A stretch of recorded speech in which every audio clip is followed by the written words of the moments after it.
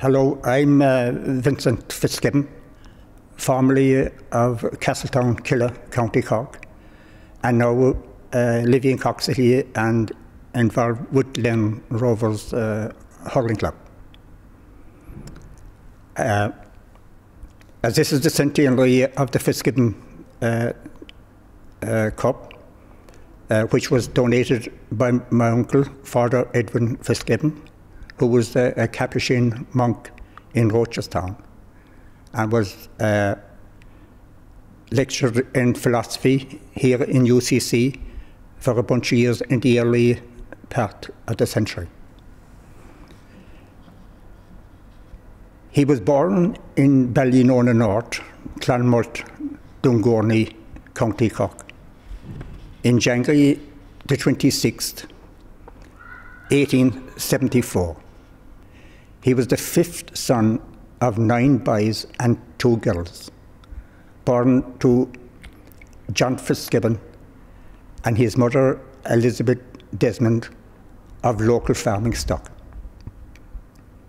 His paternal grandparents were James, who was born in 1785 actually, and lived to 1855.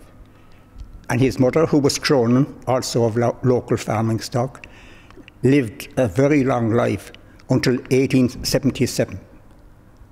So I'm making this point, Ruth, because those people lived through that massive famine period and buried 3 or 4 of their children, a couple of them as teenagers. So John, his dad, who was my grandfather, farmed about 70 acres of good sound land with a deep black soil. And he also had use of some mountain, which was about 150 acres of commonage, is what they called. He was known at the time as a good farmer, successful farmer, who grew black oats on his black land for a crowd called the Bright Valley Stores in Tallaght County, Waterford. And this oats was exported on for horse feed, obviously mainly to England. He was also a very good and successful horseman who kept some half-bred brood mares, and he reared the foals of those and trained them and broke them when they were 3 or 4 year old, rode them to hounds and sold some of them for very good money. His mother had a huge hive industry going on in the farmyard with rearing pigs and cattle and hens and chickens for the market and a whole range of industry. And all this would go on because to pay for the running of the household. So all the young Fitzgibbons, boys and girls, would have to partake of all those jobs both before and after school. My Uncle Tom and his siblings then would have walked the 3 odd miles to Clonmalt National School, mostly barefoot. John Arnold was the master in Clonmalt, who had a fantastic reputation for teaching different languages and so on. So, and they'd have gone to school until they were into the 6th grade, 12 or 13. I think Father Edwin was maybe around 13 or so. And at that time, a major change came in his life, which is probably even while we're here in UCC today. Some of his older brothers had left school to go to work with their father on the farm, rearing those various horses and that. And at that time, an old schoolmaster in Dungorney by the name of George Casher had opened what he called extra classes for advanced boys, and idle boys, he called them. So the idle boy meant that in Tom Fitzgibbon's case, his brothers had already left to work in the land, so there was room for them to go on to what they call further education. So Tom, 3 of the Fitzgibbon boys went, Tom, Dan, and my father, Tim, went to those classes. And it wasn't alone the Fitzgibbons. Those classes were held, boys came from a huge surrounding countryside area for a distance of 12 or 14 miles, and they'd walk.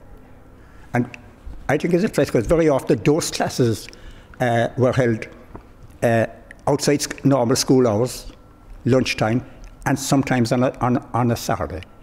And it was all boys who went to those classes. So the Fitzgibbons went there, and they excelled, is what we told. My father said when he left that they could read the stars. This teacher had such a reputation. And they'd done a huge variety of subjects, including Greek and Latin. So this George Cashel apparently had some connection with the Rochestown monks at the time, through some kind of a friend, and he recommended that he had this one particular boy who was very clever and that they should have a look at him. So they sent somebody down to Drumgornia School, set him a test, which he obviously passed, and he was accepted into the small school or college that time in Rochestown for further education. And I'd like to finish that point. Dan, the other brother, a local farmer, sponsored him and sent him to Maynooth for further education.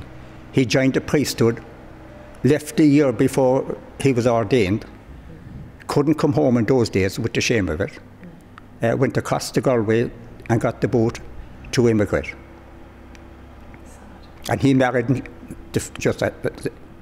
he married in Chicago, and he had one son who became a priest. And the other man, Tim,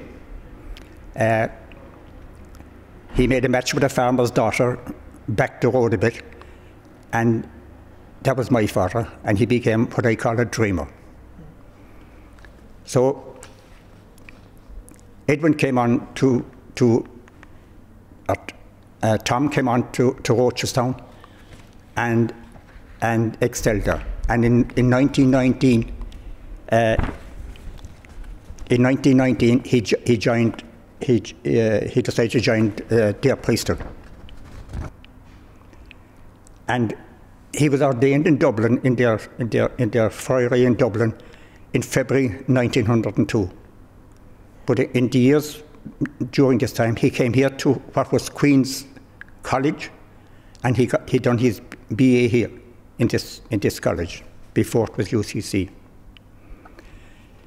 Subsequent to his ordination, his order sent him to Louvain University in Belgium to study philosophy, and he got his doctorate there with distinction. After which he came back to Rochestown, and he taught French. He taught French there and started Gaelic games in the college. His love of Dungourney and his hurling and his sporting life was always to the forefront. When he returned to Rochester in 1907, he succeeded Father Augustine Hayden as rector. And here I quote from the Capuchin Annual of 1961. Of the many rectors of the college, the first two, Father Augustine Hayden and Father Edwin Fitzgibbon, are notable for the new dimensions which they added to the old college. So he taught French there, and he got the Gaelic games going, mainly Gaelic football, and they were very successful in the Munster College's arena. So obviously the school was getting a little bit bigger at the time, and they were expanding. They had more boys. So the other very important turning point was then he was appointed lecturer in philosophy here in UCC College in Cork. He was the first member of the staff of the newly founded University of Ireland. And at that time he resided in Trinity, Holy Trinity. And they also bought, because their students were coming in from Rochestown, obviously to study philosophy under Father Edwin. So they bought a house here at Victoria Cross, and they moved their students in there in order to be nearer to the college. So he was the first rector of that college as well. He lectured from 1909 to 1917 on his own. It was both an honour and an asset now that the Capuchin students who were attending the college would be taught by one of their own order in a form of philosophy far removed from the rationalism of the day. So he was bringing his countryman background with him at all times. So a lot of those students went on to be very successful, and the man who succeeded them, he also thought he was Father Martin. I think it was Mitchelstown actually. So I think his public life is well recorded here in UCC and in other writings. But just a couple of important points I'd like Ruth, if not taken or too long-winded. 1912 obviously was an important year for UCC with the presentation of the Cup, and he was also elected a president of the UCC Hurling Club, where he continued to promote especially the game of hurling in what was the fledgling hurling club here at the time. And we all know, thankfully, the strength it has gone to in the 100 years. At this time, he was also elected what they call provincial minister of the whole Irish Capuchins, and he held this position on 4 different occasions for periods of 3 years until he finally retired. His final time was 1934-37, when he retired down to poor health. Just a personal note: my uncle was a shrewd, down-to-earth countryman who had a great love of the national pastimes. His colleague here in UCC, Dr. Alfred O'Reilly, who was registrar, wrote that he would be forever recalled at UCC as a modest, kindly man. So I'd like to finish up, maybe there was a couple of events. In 1902, Father Edwin was ordained, and obviously it was a huge event with his native Dungourney Clanmore, because they won the All-Ireland that year as well. And James E. Keller was neighbours, and he was also a cousin. So then, 1912, there was 2 big moments in history when this wonderful trophy was presented. And also his cousin, James E. Keller, won an important race for his people.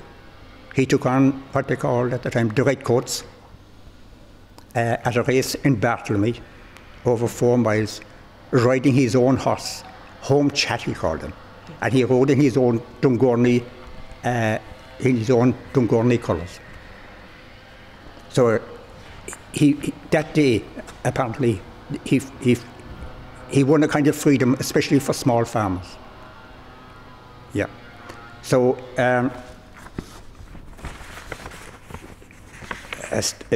it's time to finish up. The first final was played in Jones's Road in April 1912 between UCC of Cork and what they call the Dublin colleges.